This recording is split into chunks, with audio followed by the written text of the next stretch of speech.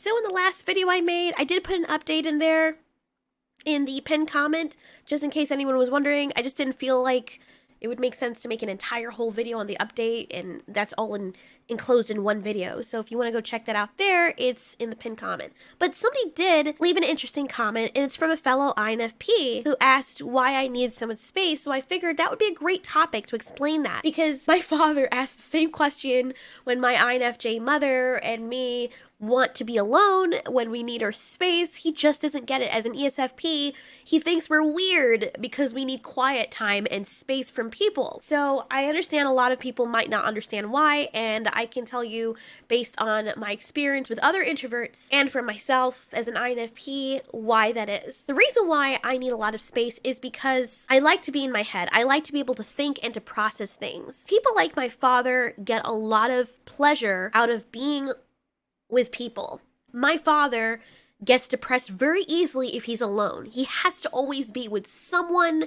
He has to always have family. Since he and my mom have separated, it didn't take long with him being so sweet and so handsome for someone to grab him up. And of course, everyone wants to be around my dad, and my dad loves being entertaining. He eats it up. And it's so interesting to see the stark contrast of extroverts who require that outside stimulus to feel happy. It's a complete opposite for an introvert, or at least for many introverts. For me, I don't want to say I like, because I don't mind being around my family. It sounds horrible. I think I am way more severe introverted than a lot of other INFPs, and it's probably because I grew up as an only child. I was an only child for 11 years, and I would always play by myself. I have imaginary friends. Yes, I still do. I know they're not actually real. It's just fun. I have worlds in my head, and the worlds that I create, the parallel universes that I create in my head, I know I sound like a hippie. I know I sound insane. Trust me, I'm self-aware of that. But the worlds that I create in my head are so wonderful and beautiful. I've traveled to planets and different dimensions where these different creatures, I have friends in each of them and enemies too. And it's kind of like the Matrix.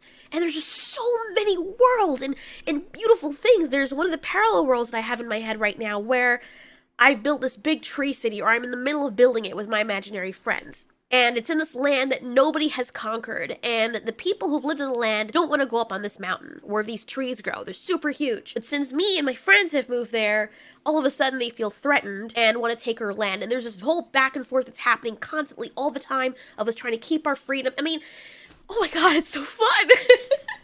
It's so fun. And I just love being able to go there. Ever since I was little, this was a part of me, being able to oh my God, the world is beautiful. I can see the beauty in the world. I can sit and watch birds bathe for hours, and cats. And that's one of the reasons I love animals. It's something outside of humanity. I love animals. I love nature. I love the quiet of nature. And nature's not necessarily quiet. There's an ambience with nature, but it's so peaceful. All the artificial noise and pollution and cars and people, and I just feel crowded. If I'm in a city, I can go to Manhattan, but I can't stay there long. I have to want to go there, and then I'm like, okay, after 2 hours, I need to get away, and I am super tired. I will sleep for 10 hours after because I'm mega tired. It's just too much stimulation. It's like sensory overload. And to give you another example of how it affects me, right now, my husband and I live it's not a city area, but it's a small town. And when we moved here, or when I moved in with him, it was very quiet. And then after a while, they built a Dollar General 6 blocks down some way at a major intersection. And then it started becoming more populated. My husband's an INTJ, but yet when he was in New York, we both lived in New York. When I was in New York, I was in a quiet neighborhood. When I lived in my country, I was always in a quiet neighborhood. So I've always grown up around that. I think he's a little bit jaded to it because he grew up in an apartment building. I've never grown up in an apartment building before. Very bougie. But he's grown up in a ghetto apartment building with other Puerto Ricans or Italians, or, just loud, the culture, loud people, just constant loudness. He grew up with his sister and his mother. And imagine growing in a building where there is constant noise. You can hear the people on the other side of the walls. Your mom is always yap, yap, yap, yap, yap in Spanish. He's used to that. And he loves quiet time. He likes being away. But I also notice, strangely enough, aside from every other INTJ I've met, with the exception of my uncle, He's actually way more sociable. That's not the word. He likes looking at people more. After we've been cooped up in the house for a while, I want to go out and see nature. He wants to go out and see people. It reassures him once in a while, like every few weeks, he's like, okay, I got to go into the town and see people just to know that there's other people around. Me, I'd be totally happy if I never saw another person again. I don't mean for that to come off sounding mean or insensitive. I'm just telling the truth. I really don't. If I was the last person on earth, I would need to see another person. Seeing another person would actually freak me out. Like, I wouldn't be like, oh my god, there's another person. I'd be like, shit, there's another person. Hide. I don't want to talk to them. You know, like, it's the weirdest thing, unless I'm in one of those desperate situations where my leg's broken. But then again, I'm like, no, I'm in a vulnerable position. I don't want to see this person. However, I will get cabin fever and want to go out in nature. And then if I haven't been around people for a while and I go out in nature and there's just people there, it just, oh god, I am totally solitary. I love my family, and I think the only person that I miss, like actively miss, and would never want anything to happen to, and I know I'm gonna be completely ruined if something happens to them, is my partner and my father. Even though I have twin brothers, even though I have other people that I love, I can be friends with you and never have to see you again. And I know a lot of friends used to get mad at me because they're like, you haven't called me in like 3 months. And I'm like, you could call too. I still love you, I just don't want to talk to you. It sounds stupid, but that's just the way my mind works. I don't need companionship from people. I'm my own companionship. And I need that quiet and separation. And when we moved here, it started getting more stimulating. A lot of cars. We live right, like we own the sidewalk in front of us because we have a driveway, a barn doors there. But there are people that are constantly moving back and forth. Cars constantly moving back and forth. I don't like the idea of people looking at me. Like, I'm like a wild animal. If I see another human being looking at me, I feel eked out. I just, and people always like looking at me. It's very awkward when I walk down somewhere and, you know, guys will turn and stare at me, or people will just stare at me and I'm just like, what? Why are you looking at me? Leave me alone. So I used to dress in like baggy clothes or hoodies, so they're much bigger than I am, to hide. But in the summer, it's kind of hard to do that. I don't like being looked at unless I actually put in the effort, like I'm going out to be with friends, which is very rare. But yeah, I just don't like that. I think I'm trying to process why I feel that way, but maybe it's my environment. Maybe part of it's my environment. I never learned how to do that. My husband did because he was thrust into that situation. He was born into it. So he developed those skills to be able to deal with being in social situations all the time. I didn't. Even when I was in my group of friends growing up in New York, when I went to school, after being with them for a while, I would entertain them. And everyone thought I was an extrovert because when I am in social settings, they call me a social butterfly because I entertain everyone. I am super garrulous. I'm fun. I'm quirky and weird, and people just are drawn to that. However, it's very, very tiring. And after a while, I need to be able to leave. And if I can't get away from the situation, like that one time we had gone back to New York and we were in a restaurant, I had to go to the bathroom. And as soon as I went to the bathroom, I made sure no one else was in there. And then I took a deep breath and I was just like, like I was starting to hyperventilate because I was not given a chance to get away. The noise, this is weird thing that happens with the noise. Have you ever seen those movies or TV shows where the walls are caving in on someone and they start to lose it? That's how I feel. I feel like if there's too much sensory overload and I'm not given the chance to have peace, I will start to go crazy. I will start to get very depressed, the complete opposite of my father, and I will grow very, very quiet, and I will try to find some place to get away. If I can't get away, I will withdraw, and I'll just not become a nice person. Like, I won't be mean, but I'll just look very tired and drunk and weird. I don't know. It's an awful, awful feeling.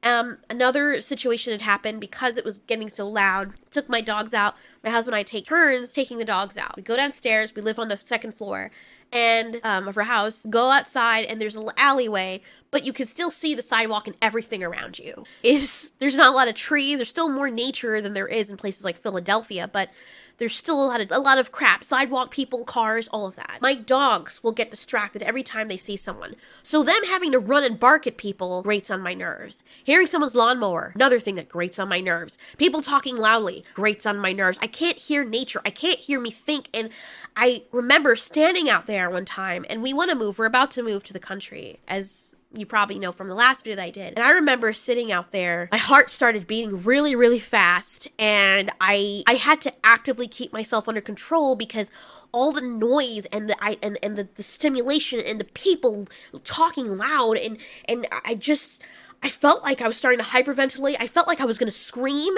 and never stop screaming, and people were going to think I was crazy. I literally thought that was going to happen to me, and I had to try and center myself. And then one of my imaginary friends was like, calm down, it's okay. We're okay. You're okay. The dogs are out here. You don't want to scare them. They're going to think something's wrong with you. You're going to draw more attention to yourself than you want. You're not going to be here forever. Relax. And I took a deep breath, and I relaxed, and I took my dogs, and I went inside, and when I went inside, I started crying. And my husband came in, and I remember I broke down, and I just said, I don't want to be here anymore. It's too loud. It's too loud. It's too loud. And it was weird. I can't control that when the tears just start falling. It's such a strange, I guess it's the same thing as what my dad goes through. Because he had called me, even though he's with his girlfriend, he had called me and he was crying because he missed us. He missed being around family. And it was, he's such a sweet person. But he actually gets really depressed being alone. I get really depressed not being alone. It's like the same feeling of dread and just utter helplessness and frustration that an extrovert feels when they're not around people that I feel when I'm around too many people. So I hope that explains why I need more space. I cannot, I'm already living with someone. I need to be able to get away. I love my husband very, very much. And he always says, I don't need, he likes space too, but he still wants to know that I'm there. I like knowing that he's there too, but at times when I want to be alone, I don't care. I just want to go outside. If there's too much noise, if he's talking or doing whatever, and the dogs are all flitzing around, I need to go outside in nature and center myself. And when there's too much stimulation in the house, and then I go outside and there's stimulation out there as well, I go fucking insane. I legitimately feel like I'm going nuts. So that's why I need space. I need to be able to go outside and just be one with nature and the earth. I had told my mom at one point, she's an INFJ, she likes being alone as well. I had told her that, I wouldn't mind being one of those hermit people that just go in the woods and just stay there with me and my dog and the deer. And she used to tell me that was very selfish. And I'm like, why? At the time, because I was Christian at the time. She's Christian still. And she was like, well, you're so loving and people love you. And it's very selfish to use that gift and keep it to yourself. And I just, at the time, I see what she was saying because we used to evangelize. But now I don't give a fuck. I don't care. If I'm going to be on this earth and this is my only experience I'm going to have on this earth, whether there's an afterlife or not, I don't want to spend it living for other people or making other people comfortable. What is the point of living if you're living for other people, they're living their lives, and then you're living for them? It doesn't make any sense. I'm supposed to be responsible for my own happiness. I should make other people comfortable when I'm around them. But when it comes to my wants and my needs and my peace of mind, why should I care what you think or want? You know what I'm saying? I respect that you want what you want, but so respect what I want is what I want. And that's something I had to learn growing up because I would always keep myself uncomfortable to please other people. And I'm still working on that. So I hope that kind of explains it. I love being able to go outside. I would love that. I can't wait till we have our 20 acres of land. Hell, even 8 acres and just go out and I don't see another person in sight. That would make me so happy. So happy. I can release my dog and they can just run and not worry about having to protect their territory and bark at people because people are too close. We could just be free. The grass, the trees, the birds. I could just lie down in my grass and oh my God, I've always wanted that. And maybe I'm spoiled because I grew up like that in my country. We just had, we lived next to people, but it was ultra quiet and just full of nature, and I really, really miss that. I feel like I've been taken from the wild and put in this domestic house, and I want to go back to the wild. I want to have my own land, and I want my dogs to be free. I want my dogs to be dogs. Dogs aren't meant to stay in a house, and then when you take them out, you just take them out on a walk, and then once a month you'll take them out to a lake where there's other people. It would be so wonderful that all of our animals be able to have their own territory that they call theirs, and every day they could just run and have adventures and be free and do whatever they want to do and be tired when they come back inside so they don't harass us. But that's how I feel about that. I know I come off to a lot of people sounding insane. I know also that there are a lot of introverts who need to be around people. And they like alone time, they process things internally, but they are way more extroverted than I am. I'm not one of those extroverted introverts. I can act like I'm extroverted. I know how to be social with people and make people laugh, but inward, I'm screaming inside, this is so much work. Like, it's a lot of work. And I'm always looking to leave just to go away. And I don't want people depending on me for their entertainment. That's part of the reason I loved being on the cruise, because there was always a place on that ship to be quiet. I knew there was a secret place where I could just hide from people, and it feels good knowing people are walking by and they can't see me because I'm in this hiding place. It felt great being in the hammock, and just, even though there were people sleeping in the other hammocks next to me, I can't forget that. It's the weirdest communal thing ever I've ever experienced. I felt like a cat. And they were cats too. And while I like being solitary, we were still a community, but I didn't know these people. I didn't care because I'll never see them again, you know? And it was at night and you could hear the waves. You look out and it's just a desert of ocean. Beautiful. Oxymoron, I know. And I'm sleeping in the hammock. And I think at that moment I felt great because I grew up in a weird, strict household. My mother was very strict and overbearing, and I was away from her, and she allowed us at least to have free reign of the ship. Good thing nobody decided to, like, kill us, right? But lying in my hammock looking up, and you can see every star. And beside me, there are couples sleeping in a hammock, people sleeping on the floor, other people sleeping in the hammock all around me. And I'm sleeping in my hammock amongst all these people. And it was such a peaceful, tribal, caveman-like feeling where I was still able to have solitude, but in a community. Now you have community, but you're never alone. It feels different. It feels different. If you've never been on a cruise, like, you really should try it. Like, it's the best experience vacation-wise I've ever had. I made a lot of friends. And I did hang out with a lot of people. Me and this guy would always go and do karaoke. I became good friends with him.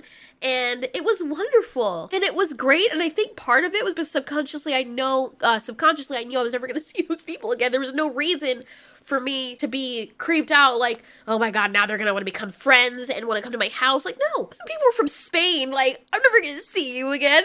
This is great. And that was great. I enjoyed that. I really did. So that's why I feel the way I do. I know I've, like, tried to end this video several times.